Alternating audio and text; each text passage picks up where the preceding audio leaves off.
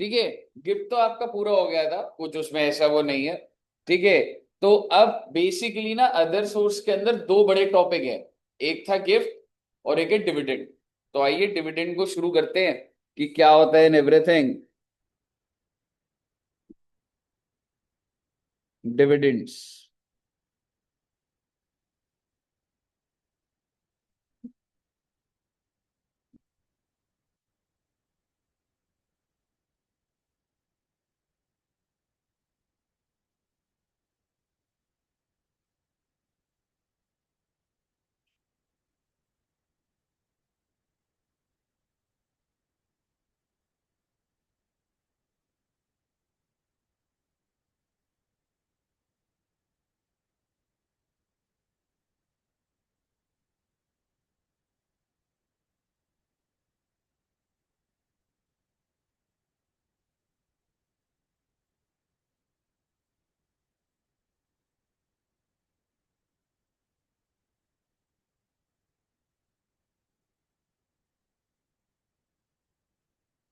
चलिए, एनीवेज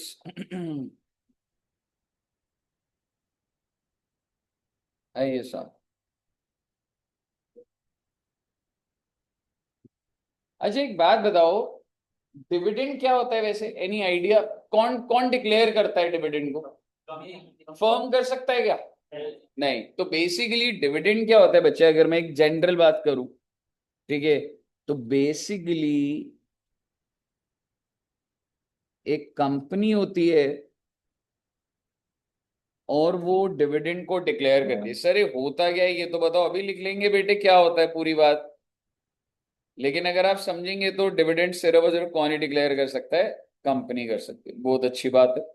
तो कंपनी करती है डिक्लेयर डिविडेंड। किसको देती है डिविडेंड? शेयर होल्डर, जो ओनर हो। ठीक है, तो मान लो जो भी ओनर्स होते हैं वो डिविडेंड दिए जाते हैं। ठीक है, छोटी छोटी बातें आती जाएंगी। ठीक है। अच्छा, क्या डिविडेंड कंपनी के लिए खर्चा होता है? इज इट एन एक्सपेंस या it is appropriation of profit? Appropriation, क्योंकि आप समझिए अगर प्रॉफिट नहीं है तो मैं डिविडेंड नहीं दूंगा, तो कोई कंपल्शन नहीं है मेरे ऊपर। ठीक है बच्चे, तो सबसे पहली चीज, dividend it is an appropriation of profits. Okay, पहली बात। ठीक है सर, एप्रोप्रिएशन होता है, मतलब बेसिकली प्रॉफिट है तो दिया जाता है और अगर नहीं है तो नहीं दिया जाएगा, पहली बात। अब अगर मान लो कंपनी का प्रॉफिट है तो वो ओनर को डिविडेंड देती है। प्रॉफिट है तो देना कंपलसरी है ऐसा कुछ नहीं, कंपनी की मर्जी है कि मैं दूं या ना दूं। लेकिन मेरा आपसे सवाल है, what do you mean by owners? कहने से इक्विटी शेयर होल्डर्स, और क्या मैं प्रेफरेंस शेयर होल्डर भी वैसे बोल सकता हूँ? बिल्कुल बोल सकता हूँ।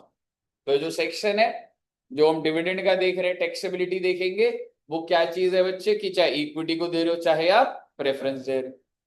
फिर आपने डिविडेंड सुना होगा सर, एक होता है फाइनल डिविडेंड, साल खत्म होने पर मिलता है, और एक अगर मिडिल ऑफ द ईयर मिले तो उसको क्या बोलते हैं?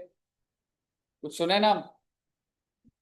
हाँ, इंटरिम डिविडेंड। साल के बीच में अगर कंपनी कभी डिविडेंड डिक्लेयर करती है तो उसको बोला जाता है इंटरिम। बात इतनी है, चाहे फाइनल हो चाहे इंटरिम हो, कोई दिक्कत वाली बात नहीं जी। ठीक है, देखेंगे। अब आइए थोड़ी सी वर्किंग देखेंगे, ये तो बहुत ही बेसिक बातें कर रहा हूं मैं। मान लो कंपनी के पास नंबर ऑफ शेयर्स 1 लाख है। मान लीजिए पार वैल्यू 10 है, मार्केट प्राइस 50 है, और डिविडेंड रेट 30% कंपनी ने डिक्लेयर करा। कंपनी ने बोला इस साल हम लोग 30% डिविडेंड डिक्लेयर कर। तो क्या आप मुझे अमाउंट ऑफ डिविडेंड बता सकते हैं? मान लो बहुत प्रॉफिट है कंपनी के पास। ठीक है, डिविडेंड का रेट कितना है? 30। किसके ऊपर निकलता है dividend? Exactly, exactly. Market rate जो मर्जी हो, ठीक है, पार वैल्यू पे निकलता है। तो क्या आप मुझे बता सकते हैं टोटल डिविडेंड कितना आएगा बेटा? नंबर ऑफ शेयर कितने हैं? 1 लाख। पार वैल्यू कितनी है? 10, उसका 30%। मोटा मोटी एक शेयर पे 3 रुपए हो गए ना, 10 रुपए पार वैल्यू, 30%, 3 रुपए एक शेयर पे 3 रुपए, तो टोटल शेयर है 1 लाख, तो 3 लाख आएगा। अब सवाल ये हुआ भाई, जब कंपनी ये 3 लाख रुपए ओनर्स को देगी, अच्छा सर, हाँ बेटे हाँ, तो ओनर को अलग अलग ओनर्स होंगे, कोई A B C D ऐसे बहुत सारे, तो एक जनरल अगर मैं सारे ओनर्स की बात करूं तो कितने रुपए का डिविडेंड आ गया बेटा? अब सवाल ये हुआ भाई कि क्या ये डिविडेंड इनकम है? क्या ये शेयर होल्डर जिसके बैंक अकाउंट में 3 लाख आए, मान लो एक ही शेयर होल्डर है, क्या इसको इनकम बोलूंगा? बिल्कुल बोलूंगा सर जी। और अगर ये इनकम है तो क्या ये टैक्सेबल होगा? बिल्कुल होगा सर जी। और अगर ये टैक्सेबल होगा तो कौन से हेड में होगा रे? Others. यानी कि dividend is taxable in the hands of share holder under the head other source, whether final dividend, whether interim dividend, whether it is dividend on equity share, whether on preference share, and dividend is calculated on par. समझ गए बच्चे अब यहां तक? Very good.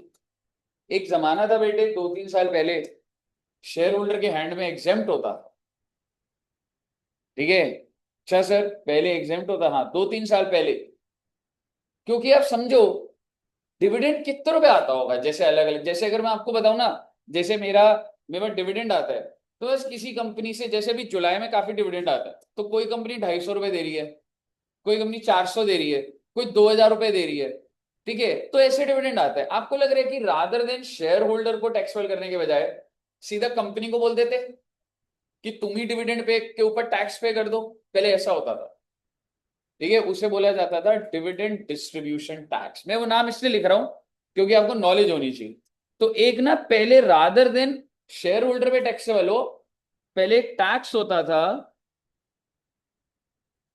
जिसका नाम था dividend distribution tax, कि भैया कंपनी अगर तुम डिविडेंड दे रहे हो तो तुम ही से टैक्स ले लेते हैं ना। आप समझो, कंपनी कह रही है कोई बात नहीं, जो बच जाएगा वो डिस्ट्रीब्यूट कर दूंगी, पॉकेट में तो आप ही के हिट आना है। बेटे कंपनी तो 100 ही निकालने देना, 100 में से 20 पहली अगर सरकार ने ले लिए तो मैं आप सब में कितने बांट दूंगा? 80। और वही अगर मैं पहले आप में 100 बांटता, फिर आप ही लोग 20 देते, आप सोचो कितने सारे लोगों का हिसाब रखना पड़ता। तो वैसे तो लॉजिकल था, सही आसान था, पर सरकार ने डिविडेंड डिस्ट्रीब्यूशन टैक्स को एबॉलिश कर दिया गया है। आज के टाइम पे कंपनीज के ऊपर डिविडेंड डिस्ट्रीब्यूट करने पे कोई टैक्स नहीं लगता, ठीक है। आज सीधा सीधा सरकार क्या कह रही है, हम शेयर होल्डर से टैक्स। बताइए क्लियर है बच्चे यहाँ तक? ओके, अब आप समझिए, डिविडेंड का टॉपिक बड़ा है, तो शेयर होल्डर ना बड़ी प्लानिंग करता है। शेयर होल्डर कहते हैं, जैसे आप ये समझो बहुत सारी कंपनीज ऐसी हैं जिसमें जो मालिक है ना, दो मालिक हैं और कंपनी, समझ रहे हो? जैसे आप एड्यू जंक्शन की बात कर लो, मान लो एड्यू जंक्शन फर्म की जगह कंपनी होता, ठीक है, फर्म की जगह company,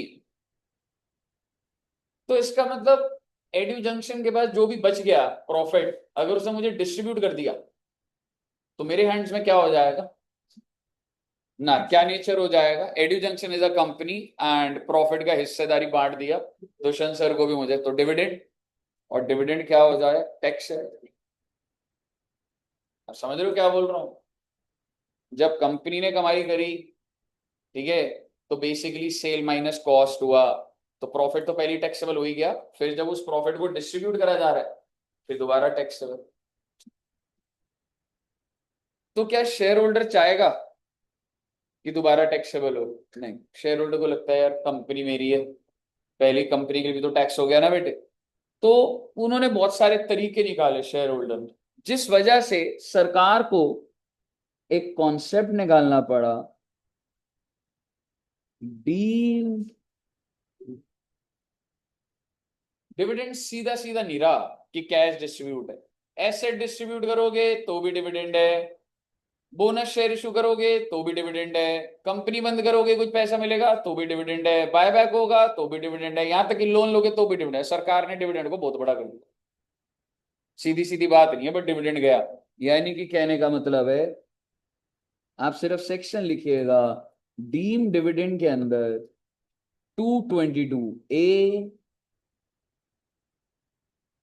222B, 222C, 222D,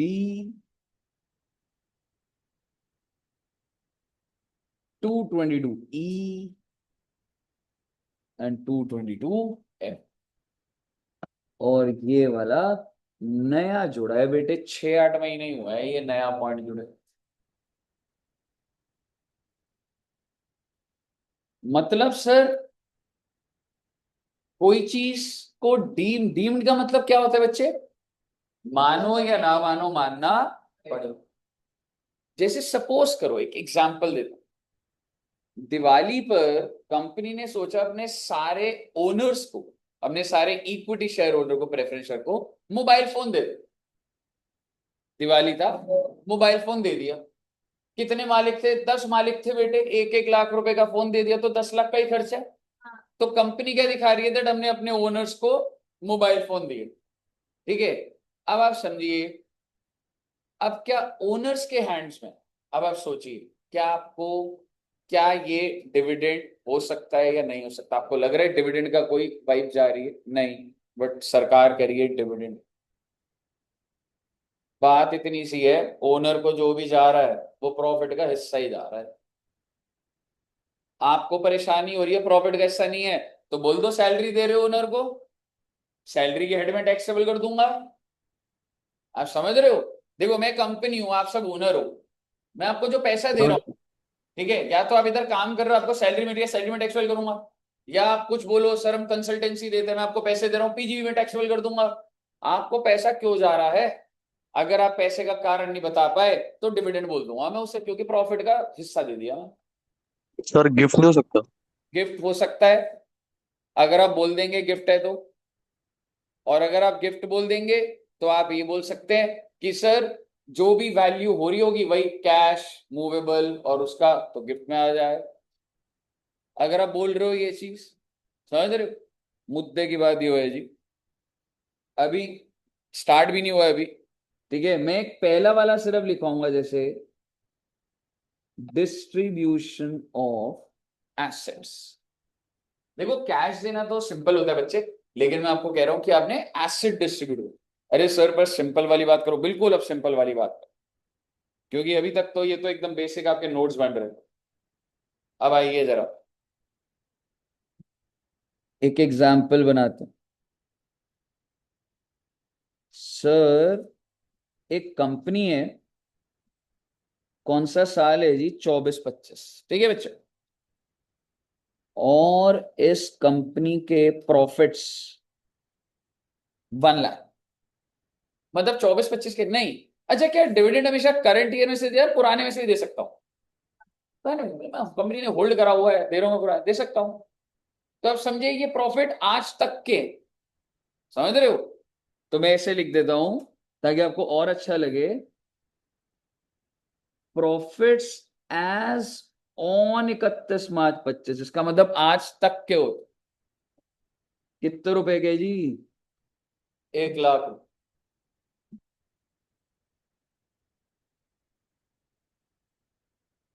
dividend declared 50,000। कितने रुपए का डिविडेंड दिया है जी? तो आप मुझे बताइए,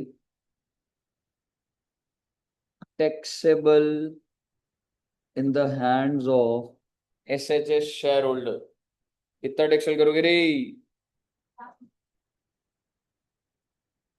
सीधी सी बात है सर, जितना डिविडेंड दे दिया टैक्सेबल कर दिया सर जी।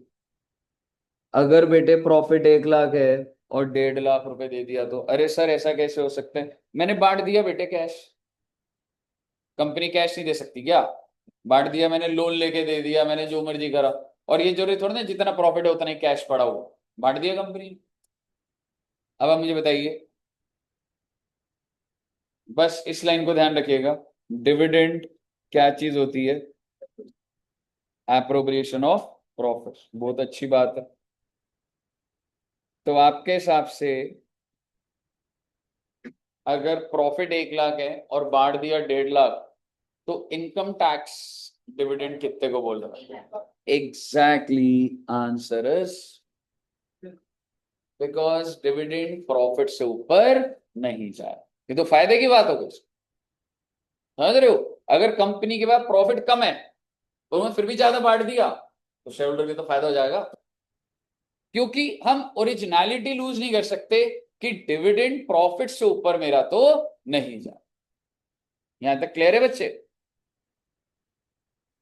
सुनते जाइएगा बात। सर रिपीट करना है कुछ सर। भाई सर हाँ, इंटरनेट चला गया। हाँ ठीक है, तो ये कह सकते हैं जो डिविडेंड है, लिखने की जरूरत नहीं है। डिविडेंड क्या होता है? आपके प्रॉफिट से ऊपर थोड़ा ना चला जाएगा। पहले केस में देख क्या था, तेरे प्रॉफिट कितने के? 1 लाख के। तूने बांटा कितना? 50,000। तो डिविडेंड कितना हो जाएगा? 50,000, जो डिविडेंड बांटा। दूसरे केस में तेरे प्रॉफिट 1 लाख के हैं और आपने बांटा कितना बच्चे? 1.5 लाख। तो भाई मैं सीधा सीधा बांटने को थोड़ा ना ले लूंगा। जब प्रॉफिट ही उतने नहीं है तो मैं डिविडेंड कैसे बोल सकता हूँ? जब प्रॉफिट ही 1 लाख है तो मैक्सिमम डिविडेंड कितना हो सकता है? 1 लाख। ठीक है जी। तो बेसिकली आप ये कह सकते हैं कि मैक्सिमम में कितना जा सकते हो अपने प्रॉफिट। यहां तक क्लियर है बच्चे? आगे सुन लो बात को।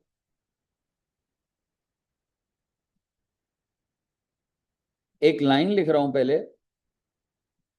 Dividend is taxable to the extent of accumulated. समझ गए क्या लाइन का मतलब निकला? डिविडेंड कहां तक टैक्सेबल हो रहा है? प्रॉफिट से ऊपर थोड़ा ना हो रहा है। एक्यूमुलेटेड मतलब आज तक के प्रॉफिट जो तुमने जोड़ रखे, इससे ऊपर थोड़ा ना टैक्सेबल हो रहा है। अब आगे एक लाइन लिख रहा हूं।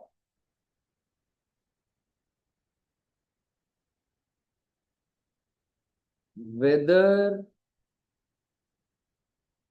capitalized और नॉट। अरे सर ये क्या लिख रहे हो? तो छोड़ो ना बेटे, लिख लो बेटे इसको एक बार। whether capitalized और नॉट। कुछ आइडिया किसी बच्चे को क्या होता है कैपिटलाइज का? हम्म, ये हो गया भाई बोनस। मतलब सर, मतलब ऐसे तो ना समझ आएगा, केस बना के समझ आएगा। कंपनी एक बात समझ गई कि डिविडेंड कहां तक जा सकता है? प्रॉफिट तक, 1 लाख तक। कंपनी ने कहा इस प्रॉफिट को अगर और कम कर दे तो और फायदा मिल जाएगा, शेयर होल्डर को तो फायदा मिल जाएगा। कंपनी ने क्या करा? कंपनी ने बोनस इशू कर। आपको पता है बोनस इशू क्या होता है? आपको पता है बोनस इशू क्या होता है? जैसे सपोज करो नंबर ऑफ इक्विटी शेयर्स मान लीजिए 1,000 है ऑर्डर, और उसकी पार वैल्यू क्या है? 10। और कंपनी ने बोनस इशू निकाला 1:1 का। इसका क्या मतलब हुआ? 1,000 पे 1,000 शेयर पैसे लूंगा या फ्री? फ्री होता है भैया। बढ़िया है सर ये तो। यानी कि अगर आपके पास 1,000 शेयर है तो आपके शेयर कितने हो जाएंगे? 2,000 हो जाए। तो क्या आप मुझे नंबर ऑफ शेयर्स बता सकते हैं जो फ्री के शेयर आ जाएंगे? मेरा आपसे सवाल, आपको पैसा मिलेगा इसका? कंपनी अगर इशू करे, कंपनी को पैसा मिलेगा? नहीं। ठीक है, बोनस का पैसा नहीं होता, फ्री के शेयर इशू कर रहा हूं। और बेटे आपने 12वीं में पढ़ा होगा, फ्री के शेयर इशू होंगे तो कैपिटल तो बढ़ेगा ही ना भाई। कैपिटल बढ़ने के लिए 2 इक्विटी शेयर कैपिटल 1,000 इंटू 10 कितने से बढ़ गया? और अगर मुझे पैसे मिल जाते मैं बैंक डेबिट कर देता। पैसे कहां मिले मुझे? फिर क्या डेबिट करूं मैं? रिजर्व खत्म करूंगा, सीधी एंट्री डालूंगा शॉर्ट में। बाकी बोनस के अंदर देखेंगे जब करेंगे। तो मैं डेबिट क्या करूंगा? एक सीक्वेंस लिखवा रहा हूं क्योंकि आपका अकाउंट्स के अंदर एक टॉपिक भी है। तो सबसे पहले कौन सा रिजर्व खत्म होता है? CRR, फिर SPR, और फिर general reserve and PN.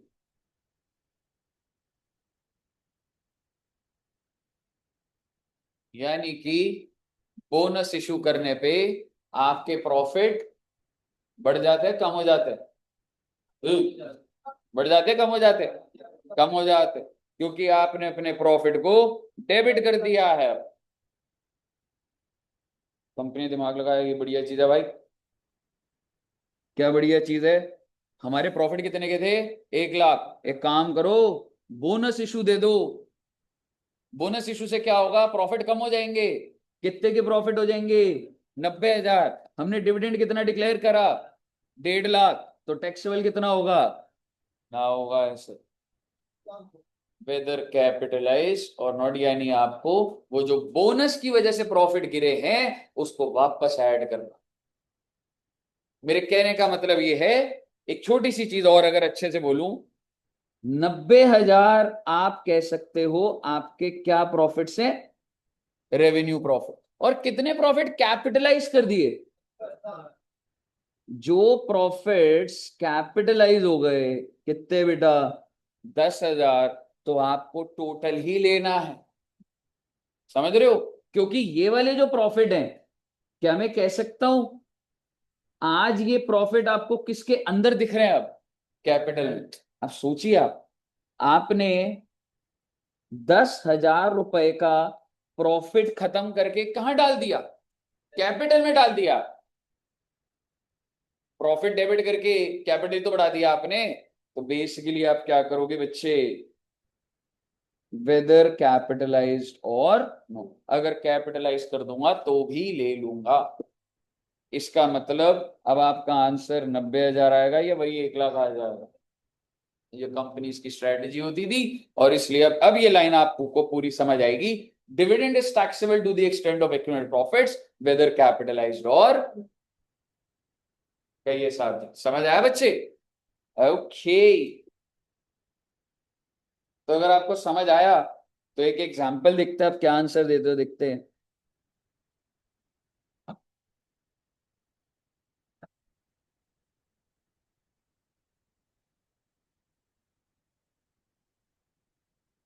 PNL 50 lakhs, equity shares 2 crores, out of which 20 lakhs is bonus issue। समझ रहे हो आप?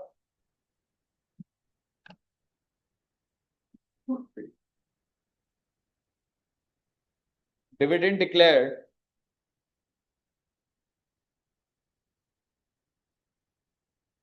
60 lakhs। आप इतना समझ पा रहे हैं? ये जो 50 लाख है ये बिफोर बोनस है, आफ्टर बोनस है? ऑब्वियसली आफ्टर है। जब मैंने कैपिटल बढ़ा दिया तो पीएनएल भी तो सही कर दिया होगा ना। तो ये क्या है बेटे? After bonus issue. ओके। अब आप मुझे बताइए कितना डिविडेंड टैक्सेबल होगा? क्योंकि भैया मैं अपने पीएनएल को 50 लाख नहीं बोल सकता, बोनस भी जोड़ना पड़ेगा। यानी कि आपका पीएनएल हो गया बेटे 70 लाख, और आपने डिविडेंड कितना डिस्ट्रीब्यूट करा?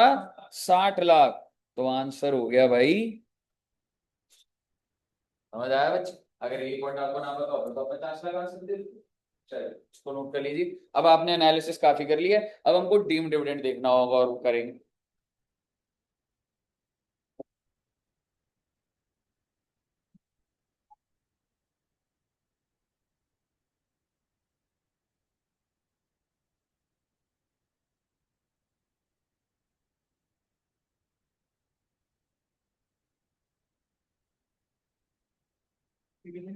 नोट्स अच्छे बन गए बच्चे, नोट कर लेना इसको अच्छे से, समझ रहे हो?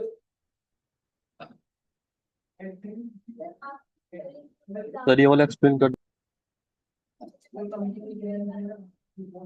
लिख लो, कोई दिक्कत नहीं है। ऐसी मतलब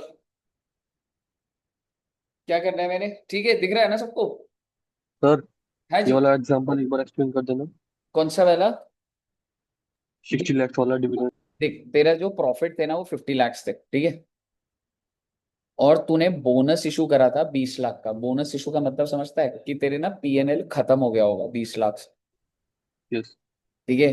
तो क्या मुझे वो जो 20 लाख से मेरा पीएनएल खत्म हुआ, जो 50 रह गया, क्या मुझे 50 लेना चाहिए या मुझे उसमें बिफोर कर देना चाहिए बोनस? मेरे को बिफोर करना होगा। तो इससे मेरा टोटल प्रॉफिट्स क्या हो जाएंगे? 70 लाख। और तेरा डिविडेंड कितने का था? 60 लाख का। तो 60 लाख तेरा टैक्सेबल हो जाएगा एज डिविडेंड। है दिस?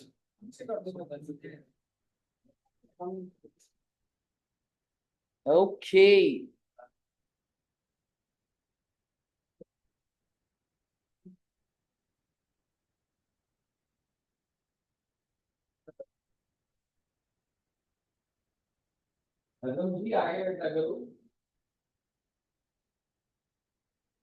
शुरू ही है बेटे, इसलिए कनेक्टिविटी कम लगेगी, पैसा लगाओ आगे। आए तो बाकी है।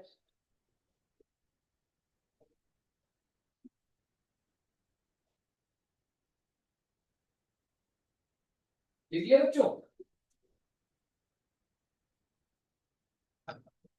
Okay sir.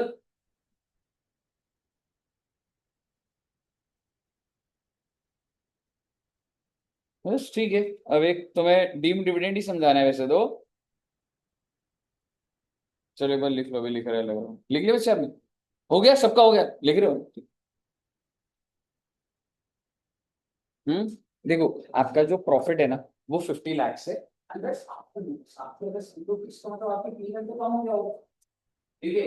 और बोनस कितना होगा? तो 20 का। तो वो बोनस कितना प्रॉफिट होगा? 50 + 20 हो जाएगा 70 है। तो मेरे प्रॉफिट कितने के? 70। मैंने किसको कितना आया? 60 लाख। तो 60 लाख। अच्छा बच्चे एक बात बताओ, इधर ऐसी अगर एक केस और बना दूं, अगर डिविडेंड डिक्लेयर 80 लाख होता।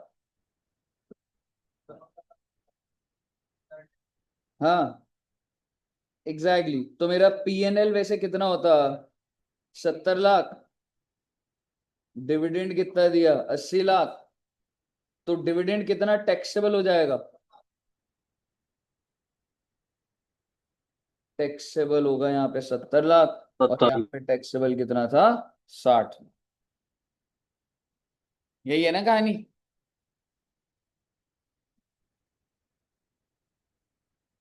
ओके।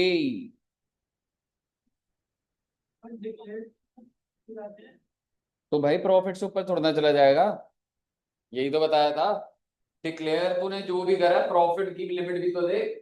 प्रॉफिट की लिमिट कितनी है? 70। 70 के ऊपर कैसे चला जाएगा?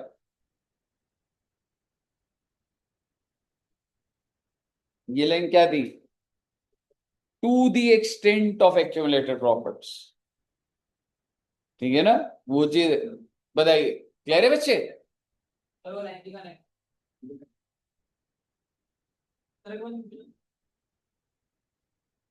एक बार बस ये line।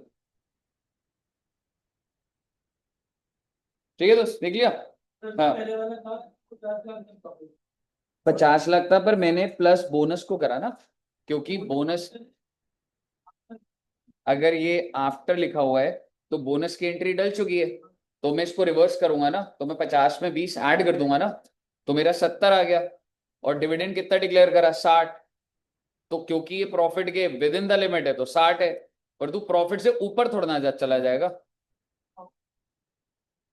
अरे यार, ये 20 में ऐड करा 70, ये क्यों भूल गया दोबारा भाई? ये बोनस को ऐड करा है ना, तभी तो ये 70 आया। 70 क्यों आया पहले बता? 70 क्यों लिखा मैंने? 50 का प्रॉफिट है, बोनस 20 रुपए का है। ठीक है। तो मेरे को तो बिफोर बोनस लेना है, तो मैंने ऐड करा ना उसको। दूसरे वाले में सेम यही है, 50 + 20 वही था प्रॉफिट। और डिविडेंड कितने का है? 80 का।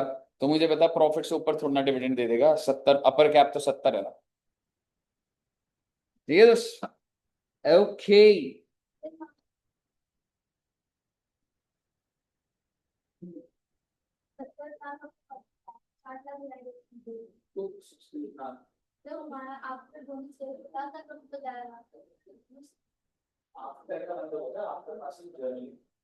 अगर आप रियलिटी डाल चुके हो, आप अपना प्रॉफिट कम कर चुके हो, तो प्रॉफिट को रिवर्स करना है, लेकिन बोनस की वजह से कम हो गया ना, ठीक है ना, वही बताइए, क्लियर है ना बच्चों को? ओके, अब लिखिएगा बच्चे, डीम डिविडेंड अब आपका स्टार्ट होगा, और सबसे पहला लिखते हैं, फिर एक एग्जांपल आएगा, ध्यान से देखेंगे। 222A, बस इसमें हेडिंग हेडिंग लिखेंगे ना, अब आपको समझ आएगा। एनी डिस्ट्रीब्यूशन ऑफ एसेट्स, ओहो बेटे, होता क्या था, कंपनी पैसा देती थी तो उसको डिविडेंड बोल दिया जाता था। फिर कंपनी ने क्या करना शुरू करा, अरे इनको एक काम करो, मोबाइल दे दो, फैन दे दो, एसी कूलर दे दो, ठीक है, तो सरकार ने बोला नहीं नहीं, ये भी डीम डिविडेंड है। तो कौन से सेक्शन में, 222A में, any distribution of assets by the company to its share holder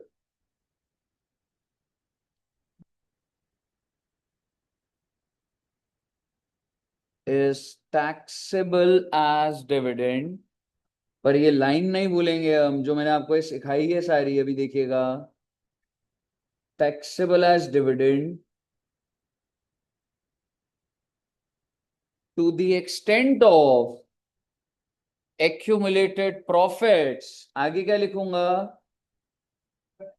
whether capitalize or not। okay, sir जी क्या बोल रहा है, इसके ऊपर एक लाइन एकदम यही है, आपको इसके अंदर और कुछ नहीं लिखना। अब सीधा एक एग्जांपल दिखाऊंगा, एनालाइज करेंगे उसे, ठीक है जी।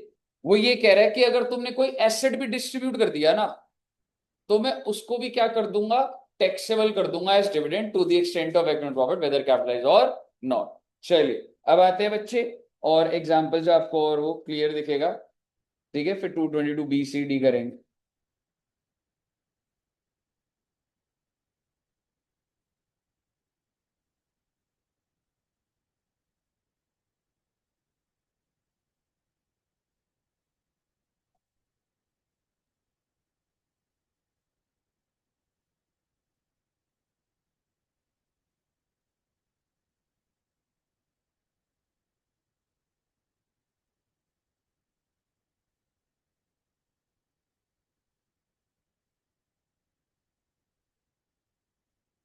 Page number 450।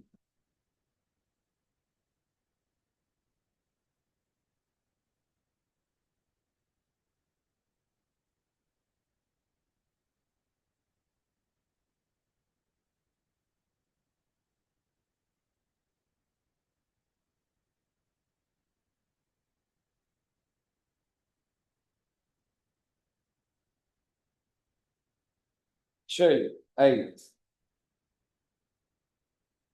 अच्छा हमने डिविडेंड का सेक्शन लिखा था ना, लिख लेना बेटा, 56(2)(1। मतलब ऐसे याद इतना करने की जरूरत नहीं है, मतलब 56(2) भी कर लोगे तो सही है, मतलब ऐसे ही 1 था, और हमने कौन सा करा था इसमें से, 56(2)(10 करा हुआ है। आप देखिए कि हम 56 की सीरीज कर रहे हैं, समझ रहे हो, चार्जिंग सेक्शन भी वही 56 था, क्योंकि ना 56 में सारी इनकम दी हुई है, आप देखेंगे ये सारी करनी होगी हमें। फिर उसके बाद देख रहे हो एक सीक्वेंस आएगा 57 का, कि खर्चों की डिडक्शन मिल जाएगी, समझ रहे हो, फिर छोटा सा किन किन की नहीं मिलेगी 58, और उसके बाद 59 आएगा कि डीम्ड इनकम, ये तो फालतू का सेक्शन है। मोटा मोटी अगर मैं आपको बोलूं अदर सोर्स क्या है, 56, 57, 58, 59, ठीक है बच्चे। अरे सर मुद्दे की बात ये हुआ भाई,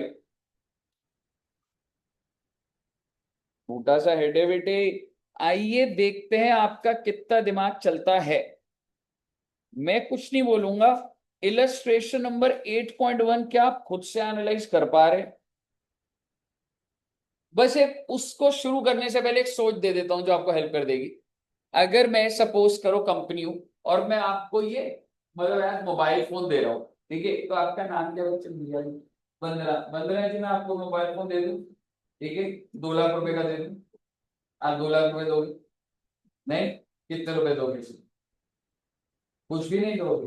वेरी गुड बेटे, आप मुझे अपना मोबाइल कुछ भी नहीं दूंगा तो चलेगा, ठीक है। अच्छा एक बात बताओ, मान लो सपोज करो ये फोन 1 लाख का मैंने खरीदा था, ठीक है, और आज मैं वंदना जी को फोन दे रहा हूँ, ठीक है, ले लो बेटे लो आपका फोन, ठीक है। आप मुझे बताइए मैंने कितने रुपए का गिफ्ट करा, कैसी बातें कर, इसकी मार्केट वैल्यू 1 लाख है आज भी, कितनी है, हाँ 60-70 होएगी। तो आप मुझे बताइए मेरी बुक्स में क्या रिकॉर्डेड है, उससे क्या करना है भाई, मेरी बुक्स में तो 1 लाख पे रिकॉर्डेड है, पर आज जब मैंने डिस्ट्रीब्यूट करा तो वैल्यू तो आज की लगनी चाहिए। अब सपोज करो अगर गोल्ड है, मान लो कि मैंने खरीदा बेटे 1 लाख का 10 साल पहले, ठीक है, अब मैं सोचना बेटे ये भी दे दूंगा, ठीक है, ठीक है। आप मुझे बताइए मैंने 1 लाख का खरीदा और आपको पता है गोल्ड का प्राइस डबल हो गया, तो मैंने तो 1 लाख का खरीदा था और मैंने ये रिंग भी दे दी मैडम को, कितने रुपए की होगी ये रिंग, 2 लाख की हो गई, तो क्या माना जाए कितने का डिविडेंड, 2 लाख। बेटे कॉमन सेंस तो ये कहते हैं ना, जब आज दे रहा हूं तो आज की वैल्यू लगाऊंगा ना, समझ रहे हो। सो बेसिकली आपको इसी तरीके से दे रखा होगा आपके हिसाब से, अगर एसेट डिस्ट्रीब्यूट कर रहा हूं तो एसेट की कॉस्ट लू या एसेट की मार्केट वैल्यू, अब पढ़ लीजिएगा। बेटे तो स्क्रैच आ गया, मैं तो आपको सही दिया था। चलिए एक बार इलस्ट्रेशन 8.1 देखिएगा बच्चे,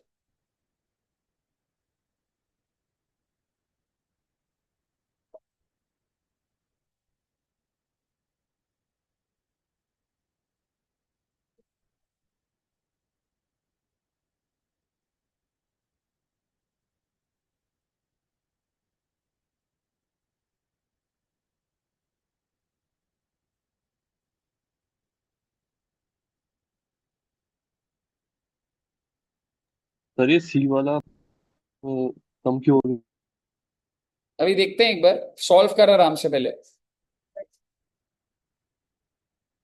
हो गया, आगे दिनों के आंसर देखो। मैं फिर भी एक बार, कितने बच्चों का आ गया आंसर, इधर हो गया, ठीक है, ठीक है, फिर भी एक बार बोलता हूँ, कितने एक्यूमुलेटेड प्रॉफिट है बच्चे, एंड दैट्स एक्सक्लूडिंग कैपिटलाइज्ड, पर वो तो ऐड करूंगा ना भाई, कितने का कैपिटलाइज है 1 लाख, तो आप समझिए मेरे एक्यूमुलेटेड प्रॉफिट्स में 3 लाख नहीं बोलूंगा, 1 लाख भी जोड़ दूंगा, 4 लाख हो जाएगा। The company distributed assets of 2,50,000 to the shareholder during the period 23-24, compute the amount taxable if the market value on the date. तो भाई एक तो 2.5 लाख दिया हुआ था, ये क्या हो गया मेरी, ये तो कॉस्ट हो गई, क्या मेरे लिए रेलिवेंट है, नहीं है, मेरे लिए सिर्फ रेलिवेंट क्या था, market value on the date of distribution. ये लिखवा दूंगा आपको कि वहां पे हमें एसेट का क्या लेना, market value on the date of distribution. अब भाई बात इतने सी है, कितने रुपए का एसेट डिस्ट्रीब्यूट करा है, 2 लाख, प्रॉफिट कितने हैं आपके, 4 लाख, तो कितना डिविडेंड मानूंगा, 2 लाख। अगला केस, कितने का डिविडेंड डिस्ट्रीब्यूट करा है, 3.5, और कितने प्रॉफिट है आपके पास, 4 लाख, तो 3.5 मान लिया जाएगा। 4.5 लाख रुपए के एसेट डिस्ट्रीब्यूट करे हैं, बट सर मेरी तो प्रॉफिट ही 4 लाख तक है, तो 4 लाख टैक्सेबल होगा। क्लियर है जी, वेरी वेरी वेरी गुड। वैसे ऐसा कोई वो नहीं है, लेकिन आप कीवर्ड लिखने के लिए कह सकता हूं, यहीं पर हम लिख सकते हैं market value on the date of distribution of, है ना बच्चे,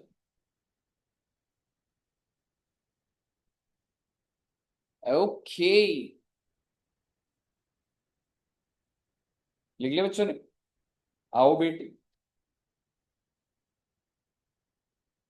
सर अगला कौन सा है, अगला है बेटे 222B, हेडिंग ही लिखेंगे बस, इसको मैं इलैबोरेट करूंगा, पर एक बार पहले मैं समझा देता हूं, डिस्ट्रीब्यूशन ऑफ डिबेंचर्स या फिर deposit certificate to the shareholder, okay. यानी कि अगर आप डिबेंचर्स दे रहे हो, मान लो आप सब कंपनी के इक्विटी शेयर होल्डर हो और मैं आपको फ्री के डिबेंचर दे दूं, क्या आप लेना पसंद करेंगे या मना कर दो, क्योंकि किसी और के डिबेंचर एसेट, उसकी कुछ वैल्यू होगी ना, सिक्योरिटी जैसा, ठीक है। तो टू द शेयर होल्डर, जब मैं यहाँ पे शेयर होल्डर की बात कर रहा हूं तो लेट मी टेल यू, ऊपर भी और नीचे भी जब मैं शेयर होल्डर बोल रहा हूँ तो इक्विटी शेयर और प्रेफरेंस शेयर, यानी कि अगर मैं अपनी इक्विटी को अपने प्रेफरेंस शेयर होल्डर को डिवेंचर दूंगा तो भाई वो डीम डिविडेंड है, to the extent of accumulated profit whether capitalised or not, पहली बात। लेकिन आगे की लाइन भी पढ़ लेते हैं। ओहो, बोनस शेयर्स किसको बच्चे? Preference share. अगर आप प्रेफरेंस वालों को बोनस शेयर देते हो, फ्री के शेयर, तो वो डिविडेंड है। लेकिन अगर आप इक्विटी वालों को देते हो तो क्या वो डिविडेंड है? नहीं। इस लेवल पे सवाल आते हैं जी, पेपर में आ जाएगा एमसीक्यू। ऐसे एक कंपनी है, उसने बोनस इशू करा है, किसको करा है? इक्विटी को करा है। Is it deemed dividend? Not at all. लेकिन एक कंपनी है, उसने बोनस इशू करा है, किसको? प्रेफरेंस को। Is it deemed dividend? Yes. तो आप समझिए यहां पे शेयर होल्डर लिखने का पर्पस है, दोनों कवर हो रहे हैं। और अगले वाले में क्या लिख रहा है बेटे? Bonus to preference shareholder. और आप मुझे बता दीजिए, लाइन आगे बढ़ा देता हूं, to the extent of accumulated profit whether capitalised or not, as it is line लिख दीजिए भाई साहब। शेयर होल्डर के साथ ब्रैकेट में बिल्कुल लिख देना कहां पे मैंने इक्विटी ऑफ प्रेफरेंस लिखा है, यही वाली लाइन।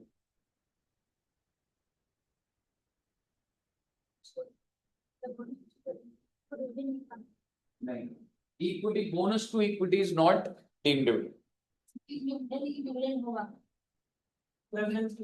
प्रेफरेंस के लिए होगा।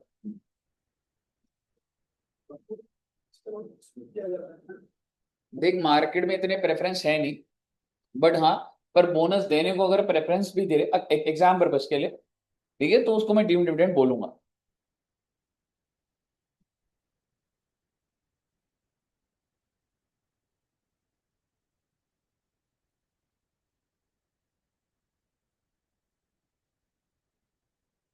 एक कंपनी अगर डिबेंचर्स दे, डिपॉजिट सर्टिफिकेट दे, या बोनस शेयर्स दे, किसको? Preference shares. तो ये सारा का सारा क्या हो जाएगा बेटे? Deemed dividend. लेकिन अगर एक कंपनी इक्विटी शेयर को क्या दे जिसको डीम्ड डिविडेंड बोला जाएगा? सिर्फ और सिर्फ डिबेंचर्स एंड डिपॉजिट सर्टिफिकेट। यही है ना कहानी? तो समझ रहे हो भाई? तू प्रेफरेंस शेयर को ये तीनों देगा डीम्ड डिविडेंड, इक्विटी को ये दोनों देगा, ये डीम्ड डिविडेंड। ठीक है।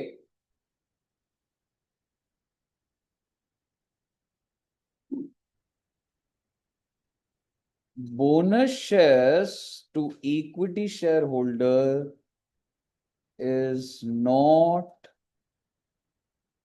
considered as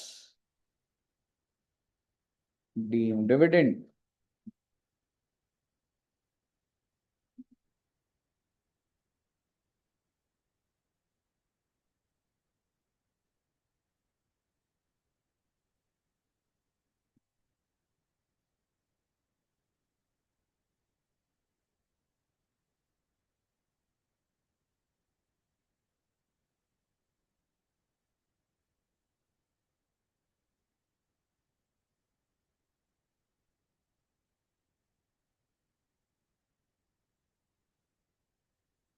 हाँ जी बच्चे, क्लियर है?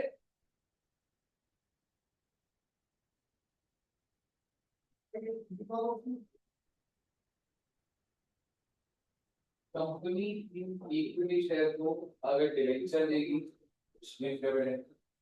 कंपनी अगर इक्विटी शेयर होल्डर को डिपॉजिट सर्टिफिकेट देगी, क्या मैंने यहाँ पे बोनस लिखा? नहीं। ऊपर वाले में बोनस आया तो प्रेफरेंस में होता है, इक्विटी में नहीं माना जाता। ओके,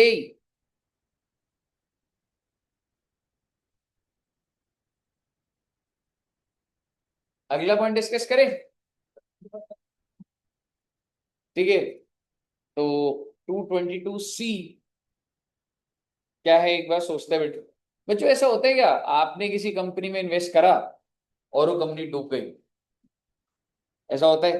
हुआ किसी के साथ? होता है? होता है। तो मैंने भी ना, जैसे जब फर्स्ट टाइम एक कंपनी में ना इन्वेस्ट करा था, मतलब जैसे वही होता है, 20-22 साल के होंगे, ठीक है, तो मेरा एक फ्रेंड था, वो ना आईएएस कर रहा था, तो उसे नॉलेज बहुत ज्यादा थी उसकी। मतलब हम लोग ना मानते थे भाई, उसने अगर बोल दिया ना कि, क्योंकि वो इतनी सारी टर्म्स बोल देता था, हमें कुछ पता नहीं होता है ना ऐसा, है ना। तो उसने मुझे बोला था कि एक कंपनी है, कि भाई ये ना, मतलब तू अगर 1,000 रुपये भी लगा देगा ना तो करोड़पति बन जाएगा। ठीक है। तो मैंने काफी ना सेविंग्स करी हुई थी, सेविंग्स इन द सेंस ऐसी कि पैसे जुड़े हुए हैं या कुछ है। तो मैं उस टाइम यार ऐसा तो नहीं है ना अर्न कर रहे हो आप। तो उस टाइम पे मैंने उसकी बात सुन के, मैंने जितनी मेरे पास पैसे थे ना मैंने इन्वेस्ट कर दिए थे भाई। मेरे को उस टाइम 12,000 रुपये जुड़े हुए थे, आज भी याद है मुझे। तो सोचो 12,000 एक स्टूडेंट के एंगल से कितने टाइम का पैसा होगा। ठीक है। पर मेरे दोस्त ने बोला कि भाई उसको लगा दो, मैंने लगा दिया, भरोसा कर दिया बेटे। ठीक है। मुझे आज कंपनी का नाम भी याद है। अब मुझे बोलोगे ना सर आपने आज कितनी कंपनियों में लगाया, नाम याद है, वो याद नहीं होगा मुझे, तो मेरा पैसा जो फर्स्ट टाइम लगाना वो याद है। आपको आइडिया लगी क्या होगा कि मतलब पैसा डूबा होगा या क्या हुआ होगा। कंपनी का नाम था बेटे ट्यूलिप टेलीकॉम। ठीक है। तो ये टेलीकॉम सेक्टर की ना जो वायरिंग होती है ना, ओशन के समुंदर के नीचे ना वायर बिछी हुई है। ठीक है, उसका काम था, तो बड़ी कंपनी थी वो। ठीक है। तो मैंने इसमें ना 12,000 लगाए थे। और मेरे फ्रेंड ने बोला था कि जब तक तू सीए कर लेगा ना, मतलब आराम से भाई 12 लाख तो क्या ही है, मतलब इतना तो, मतलब कंजर्वेटिव साइड में बता रहा था कि इतना तो सही। मैंने कहा सही है यार, मतलब लाइफ सेट हो जाएगी भाई, मतलब ठीक है, मैं तो वे अहेड हो जाऊंगा और लोगों से। तो बेटे ये 12,000 का शेयर ना 1-2 महीने में 10,000 का हो गया। तो उसने कहा तेरे को पता नहीं है क्या मार्केट का, मार्केट तो फ्लक्चुएट होती रहती है। ठीक है, कह रहे तुम्हें पहले तो तुम्हें नॉलेज नहीं है तुम। ठीक है, मैंने कहा हाँ भाई सही बात है, और कहते हैं, मतलब बनेगा बनेगा, तो वो भी दिखाता था मेरे, देखिए शेयर कितने बढ़ गए, तो मुझे पूरा भरोसा। फिर बेटे 10,000 से ये से 8,000 हुआ बेटे। ठीक है, तो कह रहा कि अभी ना इनका बस प्रॉफिट थोड़ा सा डिप आया है। ठीक है, अभी सही हो जाएगा देखिए। और बेटे बस 15-10-20 दिन ही और हुए थे, और ये शेयर ना 2,000 का आ गया। मैंने कहा, अब फिर ना मेरे ना, मतलब हर बात पे बस यही बात होने लगी उससे।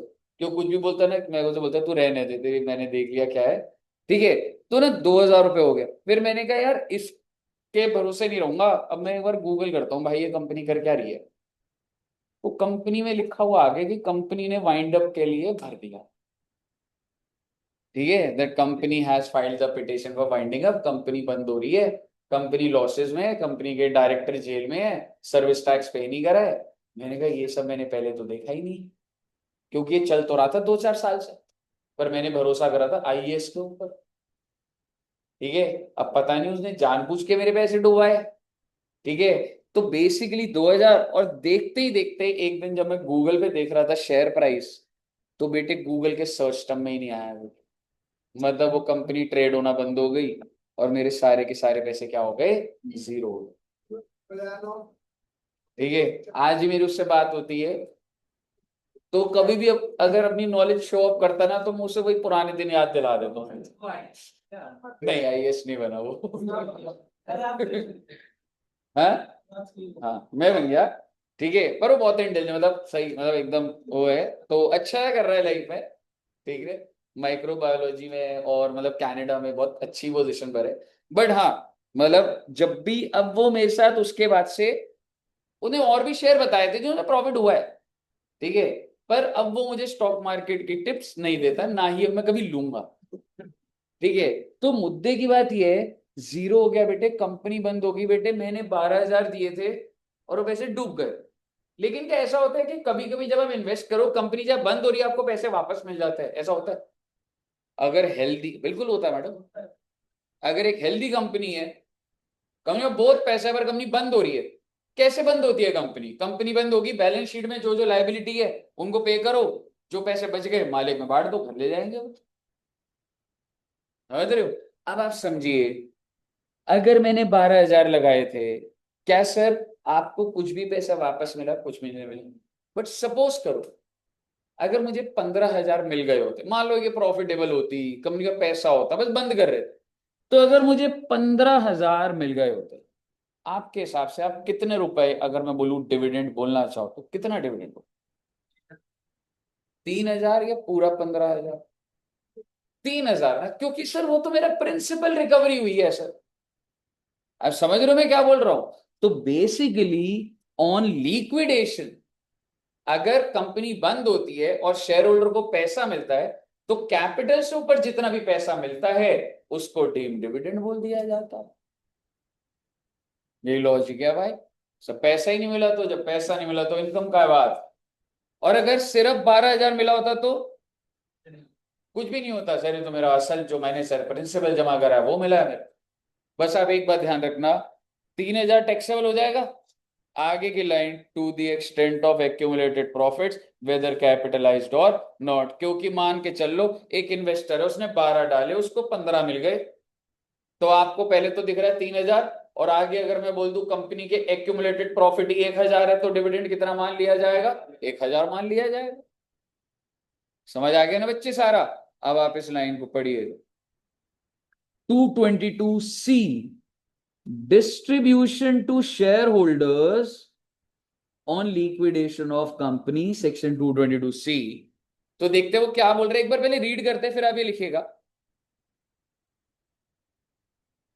Any distribution made to shareholder of the company on its liquidation to the extent of distribution that is attributable to accumulated, profit की हिस्सेदारी की तो बात करूंगा ना, of the company immediately before its liquidation whether capitalized or not। वो language वही बोलना चाह रहा है जो आपने पकड़ी है बात। बस इसमें एक छोटी सी बात ये बोलूंगा, ये पैसा आपको कंपनी बंद होने से पहले मिल रहा है, मान लो आज कंपनी बंद हो रही है, तो ये 10 दिन बाद मिल रहा है या इससे पहले मिल रहा है? तो अगर ये ना पहले मिल रहा है, बिफोर लिखा हो, अगर बिफोर है ना, तो ये अगर कंपनी बंद हो गई तो उसको डिविडेंड बोला नहीं जाता, क्योंकि जब कंपनी जिंदा नहीं है तो डिविडेंड बोला नहीं।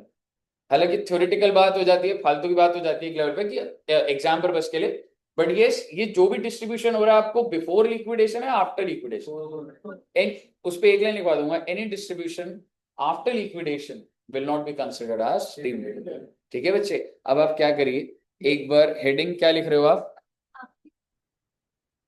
नहीं देगी बट थ्योरेटिकली, बस वो वाली बात। ठीक है, तो आप क्या लिखना चाहोगे? लिख लो पहले, distribution to shareholder on liquidation of company, distribution to shareholder on liquidation of company is considered as deemed dividend, is considered as deemed dividend to the extent of accumulated profit. Distribution to shareholder on liquidation of company is considered as deemed dividend to the extent of accumulated profits, whether capitalized or not.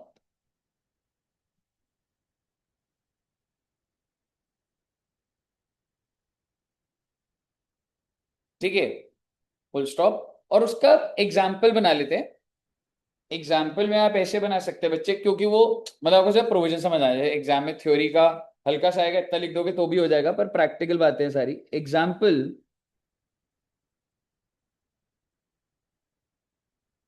Mister A invested 12,000 on liquidation, Mister A received 15,000, बहुत अच्छी बात है जी, and I am saying accumulated profits are 2,000। क्या आप मुझे बता सकते हैं डीम डिविडेंड कितना है? एग्जैक्टली 2,000 ही आएगा ना बेटे। भाई 12 लगाए 15 मिले, पहली बात तो 3,000 प्रॉफिट की हिस्सेदारी वापस मिली, पर भाई एक्यूमुलेटेड प्रॉफिट भी तो देख लो कितना है, 2,000, तो डीम डिविडेंड कितना हो जाएगा जी? 2,000।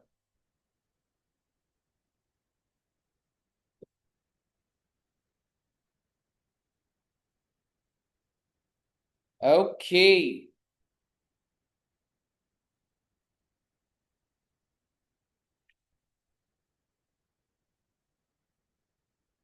सर ये 3 से 2 कैसे हो गया?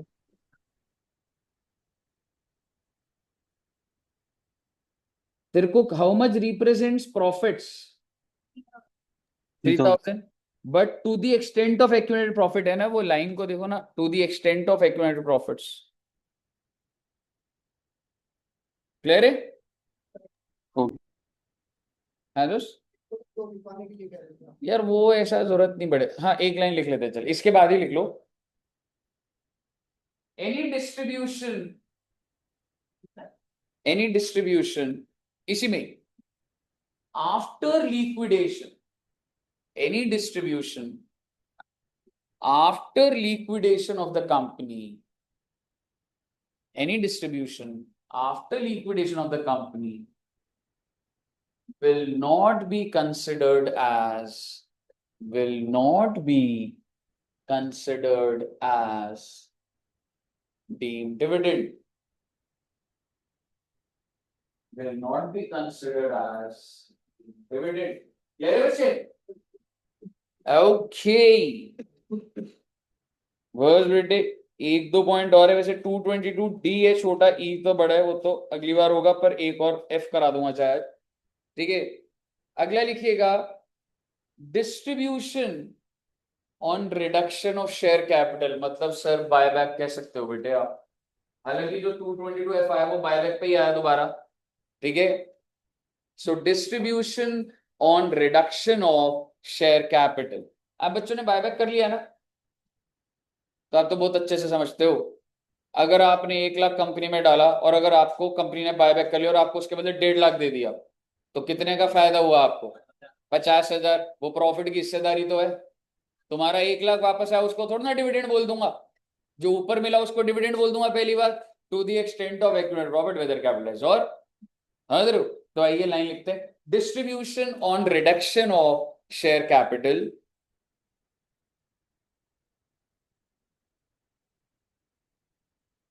distribution on reduction of share capital is considered as dividend, is considered as dividend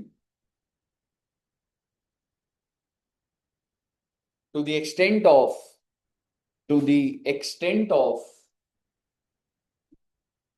accumulated profits,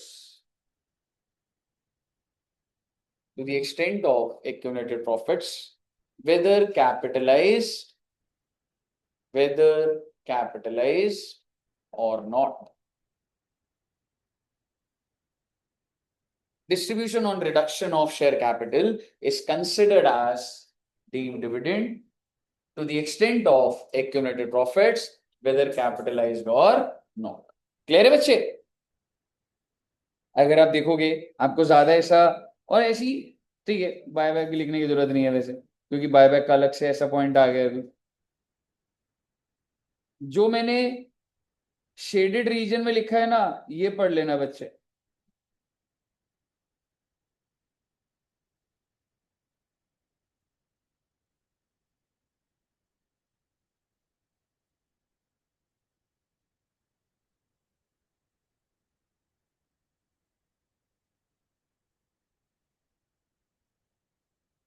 clear है? वही लैंग्वेज ही लिख रहा है। और बायबैक का एग्जांपल अभी लिखने की जरूरत नहीं है, क्योंकि ना बायबैक पे नया जो आ गया, मैं वो दिमाग आपका वहीं लगाना चाहता हूँ। जनरली आपको बोल रहा हूँ, 1 लाख रुपए पे अगर आपको 1.5 लाख आ गया तो एक्स्ट्रा कितना है? 50,000 एज डीम डिविडेंड हो। ठीक है बच्चे? सर अगर मान लीजिए मेरे शेयर का प्राइस 5 बढ़ गया और मैंने क्या किया, पैसा विड्रॉ कर लिया, मतलब 5 शेयर विड्रॉ कर लिए, तो मुझे पैसे बढ़ के आएंगे, तो उसका जो भी मतलब क्या हुआ विड्रॉ करने का बच्चे? मतलब जैसे तुम्हारे पास ऑलरेडी मान लो 1000 शेयर है, 7 शेयर 10,000 ठीक है, 10 साल के बढ़ेगा आपको। और आफ्टर 1-2 ईयर शायद शेयर प्राइस बढ़ गया, वो 20,000 हो गया, तो मैंने विड्रॉ कर लिए। मतलब विड्रॉ वो तो आपने बेचे, विड्रॉ थोड़ा ना होता है ऐसे पैसे। अगर मान लो मेरे डीमैट में है, मैं उसको बेच रहा हूँ मार्केट में, हाँ, नहीं तो इसमें नहीं है, ये तो बायबैक का है। समझ रहे हो ये क्या है? हाँ हाँ, ये कंपनी देगी तब। अगर आपने जो आपने जैसे 10,000 लगाया, आपने 1 लाख के बेच दिए, तो आपको जो फायदा हुआ ना 90,000, वो कैपिटल गेन में होता नहीं। समझ रहे हो? तो ये वाले में ना छोटा सा बायबैक लिख लो, चाहे नहीं तो ये आपको लग रहा है कि बेचने पर है, जस्ट बायबैक लिख ले। नहीं वो नहीं लिखी, सिर्फ यही वाला इतना भी समझ गए, बस वो सेट है कहानी। कहिए क्लियर है यहां तक? ओके। बस बेटे वैसे सोच रहा हूँ 222 ई कराऊं अब आपको, एफ चाहे हो जाएगा। ठीक है 15 मिनट लगे 220। अच्छा ये अच्छा प्रैक्टिकल। एक बात बताओ, ऐसा होगा कल को आप, मतलब आप जॉब ही करोगे या कंपनी भी फॉर्म कर सकते हो? कितने बच्चे बिजनेस करने का सोच रहे हो? आप सोच रहे हो अनस इधर प्रैक्टिस यार पापा का बिजनेस, हाँ मतलब अच्छी चीज है। ठीक है और करंटली जॉब कुछ नहीं ओ थोड़ा क्लियर है हम लोग घूमने भी नहीं जाने का। अच्छा तो ये सीएस करेगा, फिर उसके बाद बच्चों को काफी क्लैरिटी है। और शादी इधर करेगा बाहर इंडिया बच्चे की भी सोचा हुआ। Good good. मेरे रहेंगे बाहर और शादी इंडियन से ही करेंगे। चलो नहीं सही है, अच्छी बात। और कोई बच्चा बाहर जाने का ऐसा है क्या? हाँ हाँ नहीं नहीं बाहर नहीं, सही मतलब ठीक है। मुद्दे की बात ये हुआ है कंपनी की तरह। हाँ इधर को नहीं पता है बाहर। वीजा मिल जाएगा,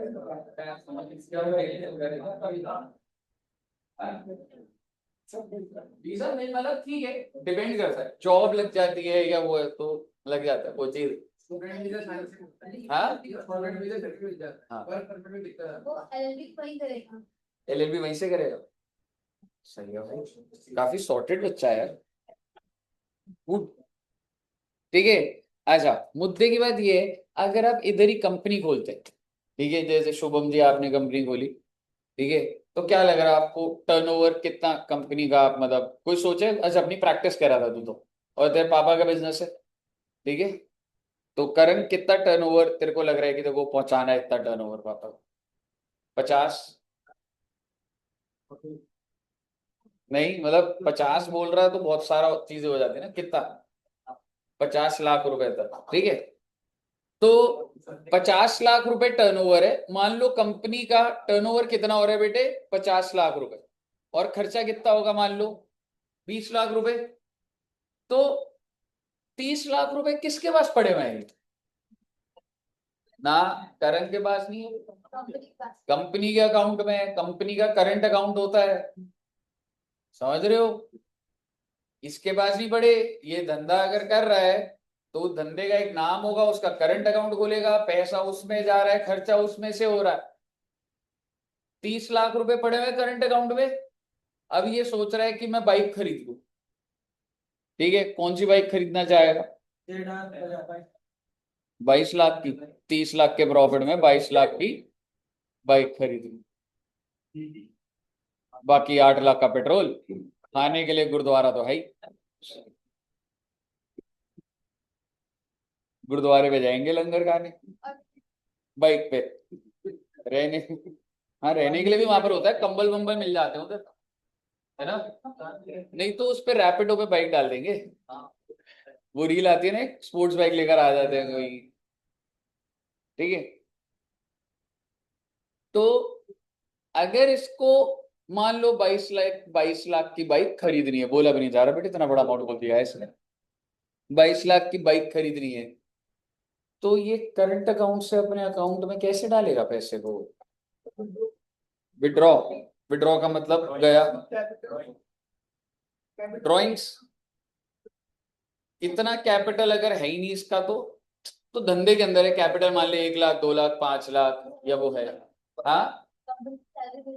अगर कंपनी इसको सैलरी देगी तो इसके हैंड में टैक्सेबल हो रहा है अंडर द हेड सैलरी, ठीक है और क्या तरीका?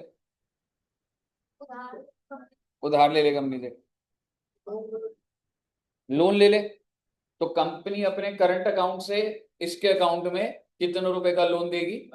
22 लाख का। फिर पेट्रोल कहां से डलवाएगा? 23 लाख ले ले, ठीक है, 23 लाख का लोन दे दी। अब आप मुझे बताइए, ये सोल्यूशन तो आप अगर फिगर आउट कर रहे हो तो सारे कंपनी के मालिक ने फिगर आउट कर लिया होगा। सरकार ने बोल रखा है अगर आपने अपनी कंपनी से लोन लिया तो डीम डिविडेंड हो जाएगा बस साहब। सर लोन नहीं ले सकते अपनी कंपनी से, नहीं ले सकते। इंटरेस्ट क्या, आप 1% इंटरेस्ट दिखा दोगे, नील दिखा दोगे, पेपर बन जाते हैं, मैं आपको लोन के पेपर बनवा देता हूं, समझ रहे हो? आपकी जो कंपनी है, आप उसका पैसा एज लोन नहीं ले सकते। सर ये तो आपको लग रहा होगा गलत बात है, पर आप मुझे बताइए, आप उस कंपनी में मेहनत कर रहे हो, अगर आपको पैसे की जरूरत है सैलरी विड्रॉ कर लो ना। हर महीने की आपकी कंपनी आपको 1-1 लाख रुपए की सैलरी दे रही है, एज कंसल्टेंसी विड्रॉ कर लो। नहीं करोगे आप, मुझे पता है क्यों, क्योंकि आपके हैंड में टैक्सेबल हो रहा है। तो सबके बाद रास्ता क्या बचता है? लोन का। और सरकार ने बोल दिया अगर आप ने अपनी कंपनी में जिसमें आप 10% मालिक हैं, 10% या उससे ज्यादा, if you withdraw from that company, so that's deemed dividend. Because आप समझिए इसमें कुछ गलत नहीं है। कंपनी ने कमाया, कंपनी टैक्स दे रही है, you are different from company, पैसा चेंजिंग हैंड, आप लोन दिखा रहे हो उसको। आप दिखाओ ना हिम्मत इतनी कि आप एज सैलरी विड्रॉ कर रहे हो, तो कंपनी भी बोले हाँ भाई हमने सैलरी दी, कंपनी के लिए खर्चा है और वहां पे इनकम, समझ रहे हो? पर लोग नहीं दिखाते क्योंकि आप अपने हैंड में टैक्सेबिलिटी चाहते। इस वजह से ऐसी कितनी सारी कंपनीज होंगी जहां के जो मालिक है वो बेटे विड्रॉ करते होंगे एज लोन, तो सरकार ने यहाँ पकड़ रखा। तुमको पैसे भी नहीं देता, तुमको पैसा थोड़ी मिलेगा, टैक्स करके कब मिलेगा? मैडम वो टीडीएस की बात है, वो अलग है। वो एक मैकेनिज्म जब बनेगा तो वो है। आप ये समझो 23 लाख कटकुट आगे जो भी है 23 ही है। चाहे मैं 23 की जगह यहाँ 21 पहुंचा रहा हूँ, वहां 2 दे रहा हूँ, सरकार को 23 ही निकाल रही है ना कंपनी, तो उसकी इनकम 30 है। हाँ जी, हाँ ठीक है, कोई बात नहीं बेटे, इतनी महंगी भाई क्या ही करनी। ठीक है, अब मेरी बात सुनिए। मैं जब फर्स्ट कंपनी में था ना बच्चे, मतलब मैं जब मैंने एक कंपनी ज्वाइन करी थी। अच्छा ये this is for public company और क्या लग रहा है आपको, या प्राइवेट कंपनीज पर हो? It is on private. Public के अंदर ना, मतलब क्या होता है कि ऐसी प्लानिंग सरकार ने देखी नहीं थी। पब्लिक कंपनी होती है में बहुत सारे शेयर होल्डर है, वहां पे ऐसा लोन वाला झमेला नहीं होता। झमेला कहाँ होता है? जहां पे मैं ही कंपनी का मालिक हूँ, कौन रोकेगा भाई, लोन ले रहा हूं मैं। पब्लिक के अंदर प्रोसीजर्स आ जाते हैं, नहीं कर रहे लोग, करने लगेंगे तो सरकार डाल देगी। तो ये प्रोविजन किसके ऊपर है? बेसिकली प्राइवेट कंपनी, जिसको क्लोजली हेल्ड कंपनी भी बोला जाए। तो मुद्दे की बात यो है बच्चे, अभी आप समझिएगा। जैसे मैं एक कंपनी में था, उस कंपनी का नाम था PECL। आप हेडिंग डाल सकते हैं, दैट इज 222E। तो PCL का ना फुल फॉर्म था predominant engineers and contractors private limited. तो इनका नाम क्या था बच्चे? एक तो पहले डोमिनेंट, ऊपर से predominant engineers and contractors private limited.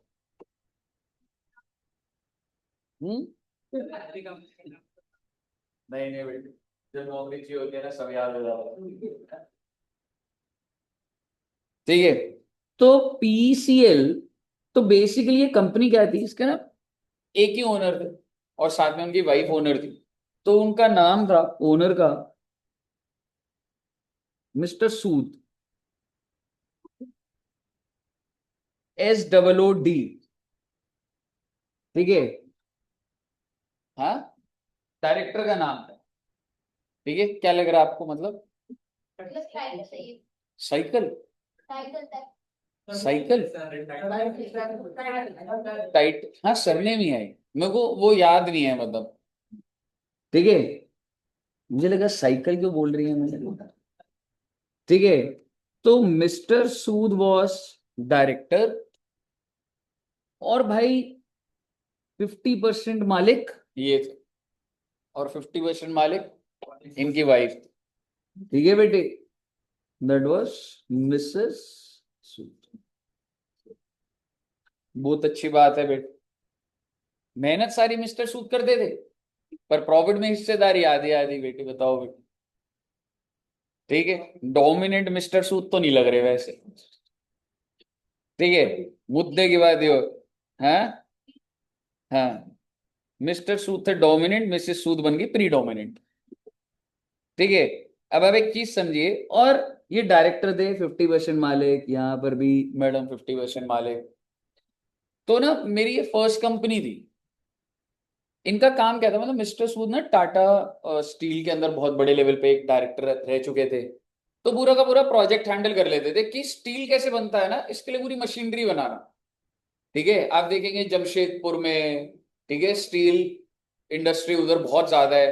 तो पूरा का पूरा सेटअप कैसे बनता है, 100 करोड़ का, 150 करोड़ की मशीनरी, तो वो इनको पूरा आता था, ये लीड करते थे। तो इन्होंने टाटा स्टील से जॉब छोड़ के अपना बिजनेस स्टार्ट करा कि भाई जब मैं सब खुद कर सकता हूं, तो मैं अपने लेवल पे ही एक बार क्रिएट करके देखता हूं। तो इनका गुड़गांव में ऑफिस था, और ये कंपनी क्या करती थी, ये प्लांट मैन्युफैक्चर करती थी, स्टील मैन्युफैक्चरिंग। पहले ये टाटा स्टील के लिए करते थे, 1 करोड़ की सैलरी विड्रॉ करते थे। अब इन्होंने कहा कि अगर मेरे पास एक कॉन्ट्रैक्ट आ जाए ना, तो मैं लॉजिक तो लगा दूंगा सारे दिन रात मेहनत करके। और बेटे इनको एक प्रोजेक्ट मिल भी गया। मैं आपको एक्चुअल में बता रहा हूं, जो कंपनी का नाम है, ये भी स्टील बनाती थी, टाटा जितनी बड़ी नहीं है, पर सुपर स्मेल्टर्स करके कंपनी। नाम तो लिख रहे हो, कोई भी लिख दे अभी, पर सुपर स्मेल्टर्स थी। तो सुपर स्मेल्टर्स का कॉन्ट्रैक्ट किसके साथ हुआ होगा, पीसी। और कितने का कॉन्ट्रैक्ट हुआ बेटा, 100 करोड़ रुपए का कॉन्ट्रैक्ट मिल गया भाई साहब। और मिस्टर सूद को इतना पता था कि अगर मैंने ये कॉन्ट्रैक्ट 70 करोड़ में भी एग्जीक्यूट कर दिया, considering the salary of HR, considering the salary of finance, considering the engineer salary, considering labour, considering head office expense, considering lighting expense, सारा का सारा उन्होंने ग्राफ बना दिया। ठीक है, सो बेसिकली उन्होंने देखा अगर एक कॉन्ट्रैक्ट इतने का है, और मेरी कॉस्ट कितने की अगर मैंने कर दी, तो बेटे जो बच गया वो सारा का सारा तो कंपनी को और ले दे के मिस्टर सूद एंड मिसेस सूद को। और अगर मैं 1 साल, ये कॉन्ट्रैक्ट चलता था 1 डेढ़ साल, इसी दौरान अगर मेरे को तब तक अगला प्रोजेक्ट मिल जाएगा, मैं तो हो गया भाई, स्टार्ट हो गया, गेट सेट गो। ऐसे ही होता है बेटे, समझ रहे हो। तो बेसिकली इन्होंने बहुत अच्छी जगह ऑफिस लिया हुआ था। अगर आप सेक्टर 42 कभी गए हो, गुड़गांव गए हैं बच्चे, कितने बच्चे गुड़गांव गए हैं। ठीक है, गुड़गांव में हमने मर्सिडीज शोरूम देखा है, वो जो ग्लोबल फोयर बिल्डिंग है। ठीक है, तो वहीं ऑफिस था इनका बेटे, मैं वहीं जाता था। ठीक है, मतलब मैं जब भी जाता था, तो जॉब पे जाते थे तो सोचते थे एक दिन गाड़ी भी नीचे से ही खरीदेंगे, समझ रहे हो। तो जब मैंने ज्वाइन करा ना, मतलब मेरा इंटरव्यू हुआ, तो मेरे को लगा अरे तो बहुत सही कंपनी है, मतलब अच्छा लगा एकदम। ठीक है, स्टूडेंट मतलब अच्छा बनाया हुआ था पूरा ऑफिस। तो जब मेरी ज्वाइनिंग हो गई, तो बेटे मैं ना अकाउंट्स देखता था इनका, अकाउंट्स भी टैक्स भी। 100 करोड़ कोई बहुत बड़ी कंपनी नहीं होती। ठीक है, लेकिन आपको पता है ना कि लोगों के पास अगर एक इंसान के पास आया, तो उन्होंने इतना ही एक्सपेंसिव हेड ऑफिस खरीद लिया। ठीक है, और बहुत ही अच्छे से पूरा का पूरा इंफ्रा क्रिएट कर। मुद्दे की बात ये थी, जब मैंने इनके अकाउंट्स देखे, तो मैंने देखा कि इन्होंने पिछले 2 साल से इनकम टैक्स पे नहीं करा, क्योंकि बैलेंस शीट में क्या आ रहा था, इनकम टैक्स आउटस्टैंडिंग। ठीक है, फिर मैंने देखा कि इनकी बैलेंस शीट में यहाँ का जो रेंट जा रहा है 6-6 लाख रुपए महीने का, 10 लाख रुपए महीने का, वो 4 महीने से पे नहीं करा। तो मेरे को थोड़ा सा लगा यार ये मैं किधर आ गया हूँ। समझ रहे हो? देखने में तो ऐसा लग रहा था कंपनी बढ़िया है, प्राइवेट कंपनी है, समझ रहे हो। और जब बैलेंस शीट देख रहा हूँ, तो सर्विस टैक्स होता था तब, वो भी बच्चे पिछले 9-10 महीने से पे ही नहीं करा। मंथली कमिटमेंट होती थी पे करने की, पे ही नहीं करा। मेरे इमीडिएट दिमाग में आया कि मैं चेक कर दूं सैलरी देते नहीं देते। तो बेटे मैंने देखा सैलरी भी 2 महीने की ड्यू चल रही है। मैं कहा कोई बात नहीं। जैसी माय लाइफ माय रूल्स। ठीक है। तो मैं देखा, मैं तो यार ऐसा लग रहा था बहुत सही कंपनी है, बढ़िया चल रही होगी, पर वो ओनर नहीं। और होता क्या था, क्यों हो रहा था ऐसा, आप समझना।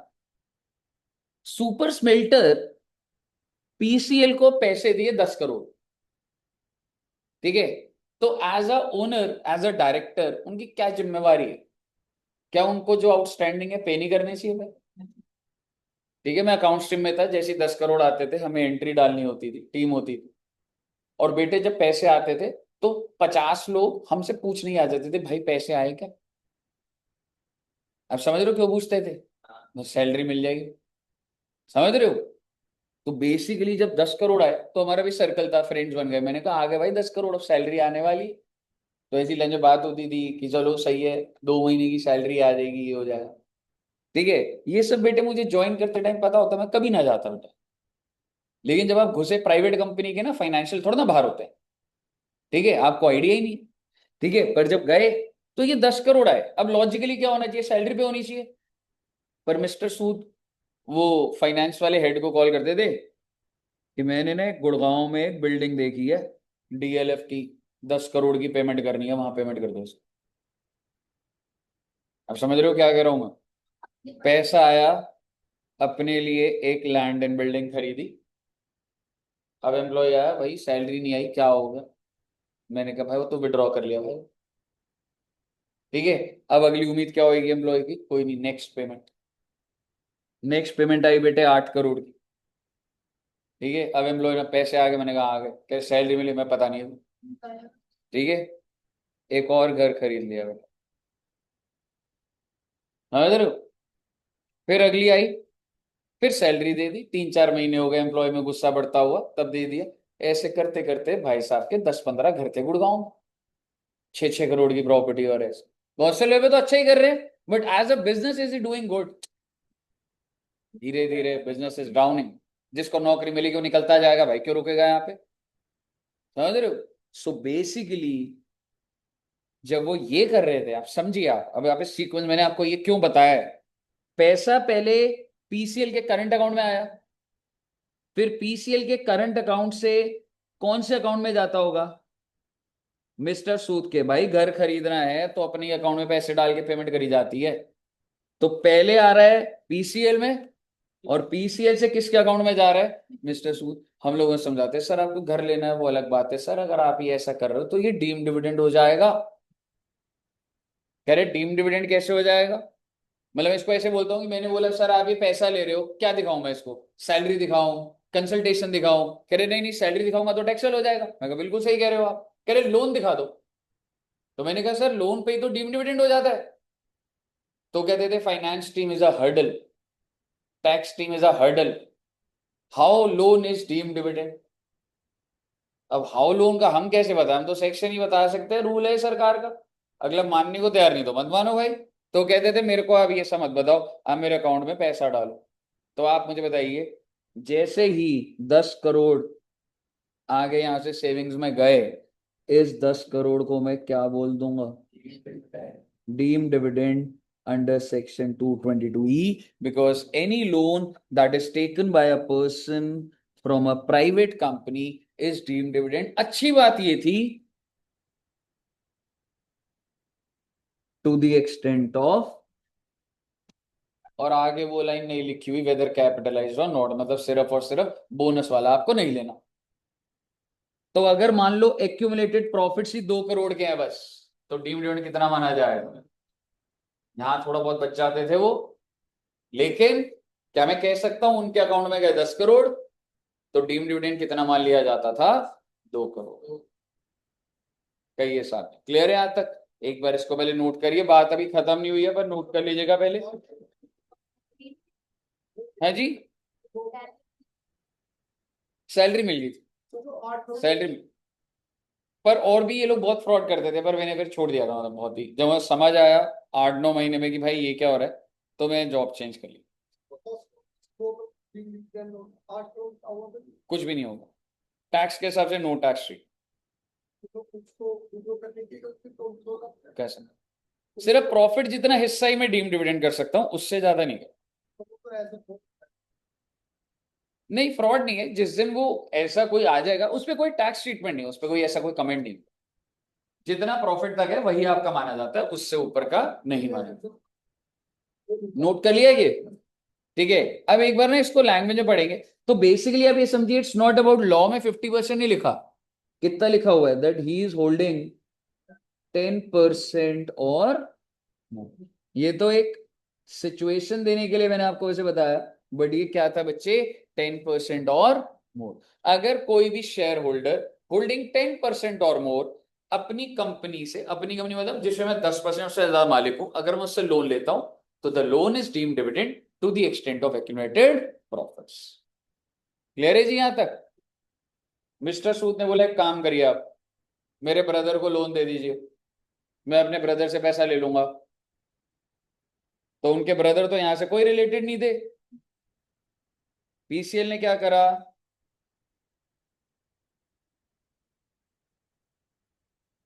ब्रदर ऑफ मिस्टर सूद को लोन दी।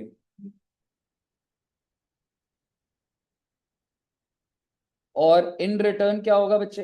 ब्रदर किसको लोन दे देगा? ओवर पास कर दिया ना मैंने तो। ऐसे नहीं होगा, सरकार ने बोला चाहे आपको डायरेक्टली लोन मिल रहा है चाहे आपको इनडायरेक्टली लोन मिल रहा है, टैक्सेबल हो जाएगा in the hands of mister Sood to the extent of economic profit whether capitalised or not. आगे सुन लीजिएगा बात को, लास्ट पॉइंट और है, बस खत्म हो गई बात। ब्रदर यानी कि ब्रदर बोल दिया, या फैमिली में कोई, या कोई भी चाहे अनरिलेटेड भी हो। मैं कह रहा हूं भाई, राह चलते बंदे से लिया और फिर अगर गवर्नमेंट ने ट्रैक कर दिया तो डीम डिविडेंड कर देगी। ठीक है। तो पहले तो ये समझो, एनी अदर पर्सन, एक तो कैटेगरी हो गई। एक ही हो गई, मिस्टर सूद ने बोला मेरा ना एक फर्म है,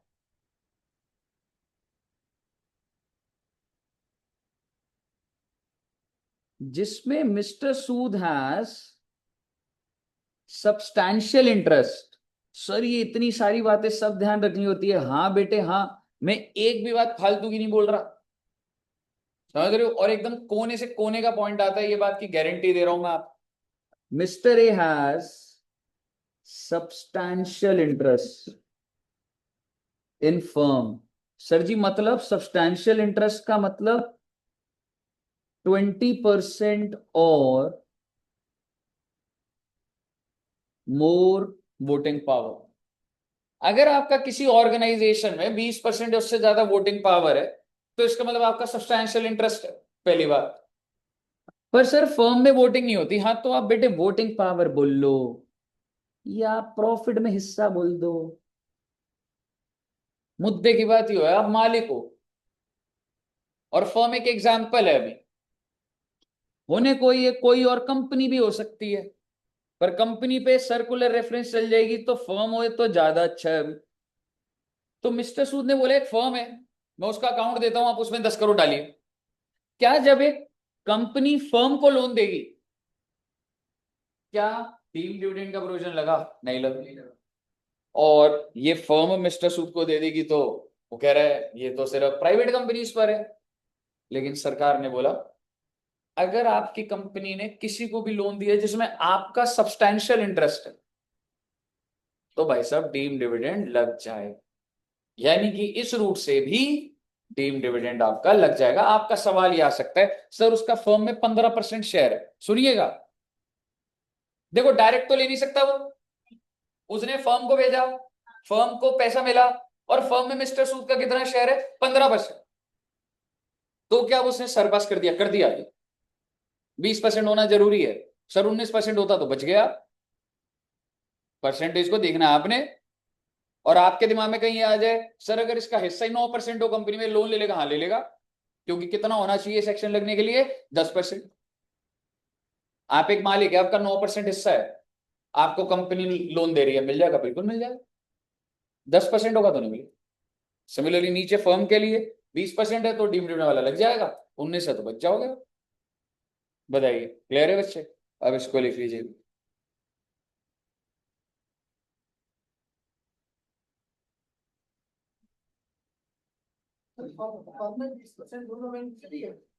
दोनों भाई साहब लॉ के हिसाब से लिखिए लिमिट। ये 10% और ये 20% फिक्स्ड है जी।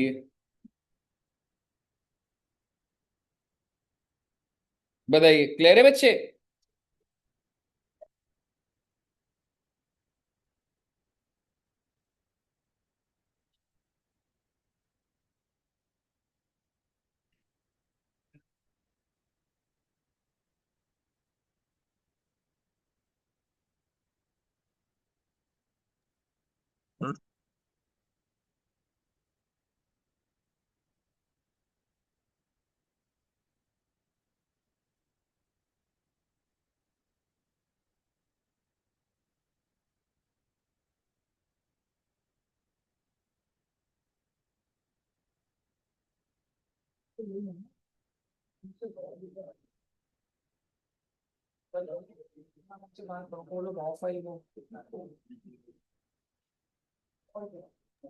सर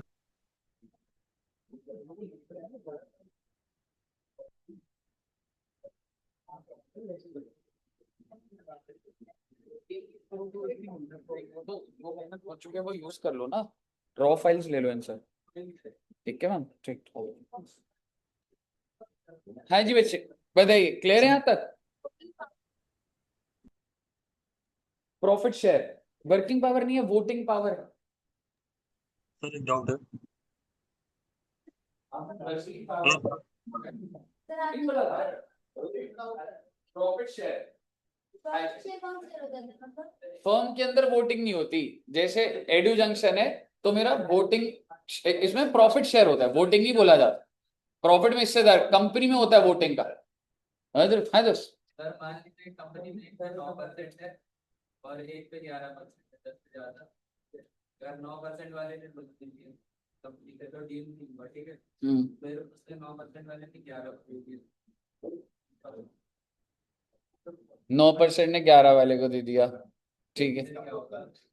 तो बेसिकली अगर तू सोचेगा वो जो जिसने 11 को अच्छा, तो 11 वाली को दिया है तो मेरा उसमें सब्सटैंशियल होना चाहिए था ना, तो भी नहीं लगेगा ना। 9 वाली ने 11 को दिया और फिर वो मुझे दे रहा है, तो मेरा क्या वो 11% क्या सब्सटैंशियल बोला जाता है? नहीं बोला जाता, तो उस पर भी नहीं। तो भाई वाला ठीक है ना, वो चीज है। हाँ जी। Hello sir. हाँ जी मितेश जी। सर मेरा दो सर एग्जांपल साहब कॉन्टैक्ट सर अगर बाइक क्या कह कंपनी रहे? के नाम पे रजिस्टर्ड है। सर अगर बाइक कंपनी के नाम पे रजिस्टर्ड है अच्छा तो और उसको यूज मिस्टर सूद कर रहे हैं यार, ये तो तो ऐसा होता भी है, ठीक है, लेकिन ये चीजें पकड़ में अगर आ गई तो वो अलाउड नहीं होता वैसे। पर इसके ऊपर ना जैसे छोटी मोटी चीजों से सरकार पहुंच नहीं पाती, but that's not allowed technically. Okay जो ओके। भी कंपनी से रिलेटेड एसेट होते हैं should be use for the business और प्रोफेशन रादर देन पर्सनल। बताइए क्लियर है बच्चे यहाँ तक? चलिए तो एक काम करेंगे बच्चे, यहीं तक रखेंगे। और नेक्स्ट क्लास में भी आपका डिविडेंड चलेगा, पर 15-20 मिनट का ही बच रहा है। ठीक है, ठीक है। चलिए तो इधर तक रखते हैं, एक बार हेडिंग दिखा देता हूँ। हेडिंग का कुछ नहीं है, वो लिख ले, लोन्स एंड एडवांस। अगर हेडिंग लिखना चाह रहे हो आप तो loans and advance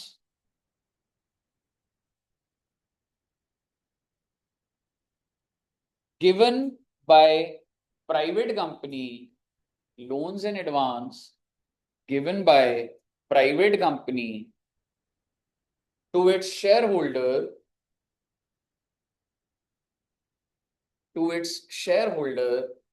holding 10% or more voting power. To its shareholder holding 10% or more voting power is deemed dividend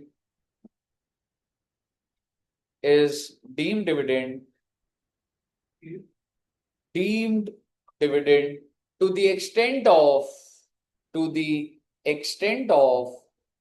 accumulated profits, to the extent of accumulated profits। ठीक है साहब? ठीक है, इसमें वेदर कैपिटलाइज और नॉट नहीं आया, सीधे सिर्फ to the extent of accumulated profit है, बाकी सब में हमेशा वेदर कैपिटलाइज और नॉट लिखा। ठीक है बच्चे, चलिए तो इतना रखते हैं। और फिर अभी हम 5-7 मिनट में जो गवर्नमेंट ग्रांट चल रहा था वो शुरू कर देंगे। ठीक है बच्चे, ओके, थैंक यू।